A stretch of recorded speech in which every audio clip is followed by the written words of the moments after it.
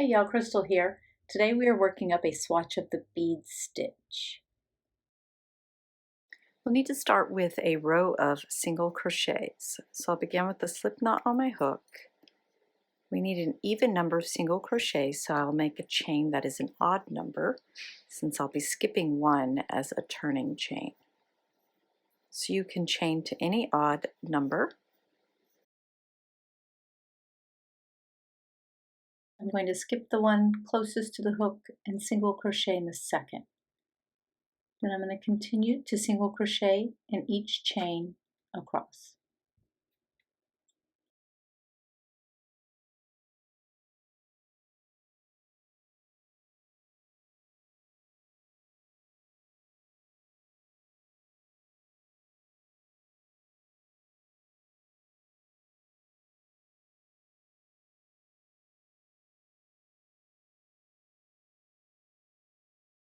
We'll turn for row 2 and begin with a chain 3, which will count as a first double crochet of the row.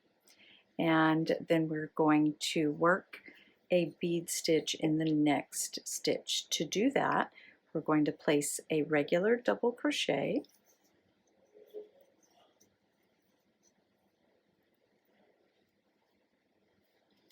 and then we're going to work around the post of the double crochet. Yarn over, insert your hook around the post, yarn over, pull the yarn back up and through. You'll have 3 loops on your hook.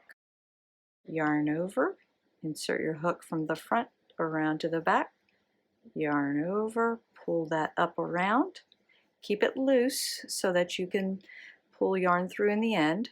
We'll have 5 loops on your hook. One more time, yarn over, go around, yarn over, pull it back around. So here we have 7 loops on our hook. We're going to only pull through 6 of them. So we'll yarn over, pull through. You can wiggle it a little back and forth if you need to get through all those loops. And you'll have 2 loops on your hook. Then we'll yarn over and pull through those 2 loops. Now we're going to repeat. Skip 1, double crochet in the next, bead stitch around the double crochet,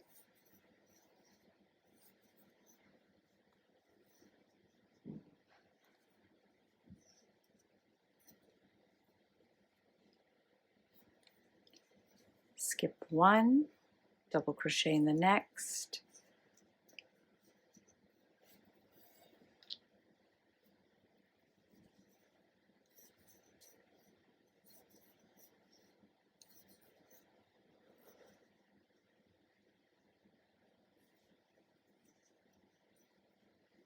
okay, keep repeating that to the end of the row.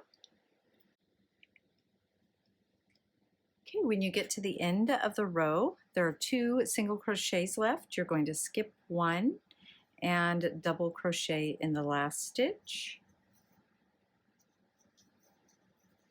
And that completes row 2.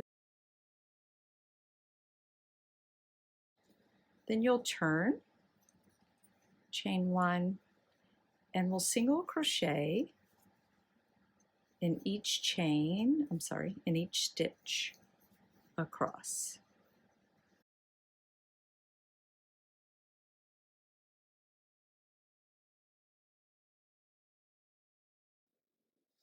Okay, from here on out, you are only going to repeat rows 2 and 3 for the length of your project.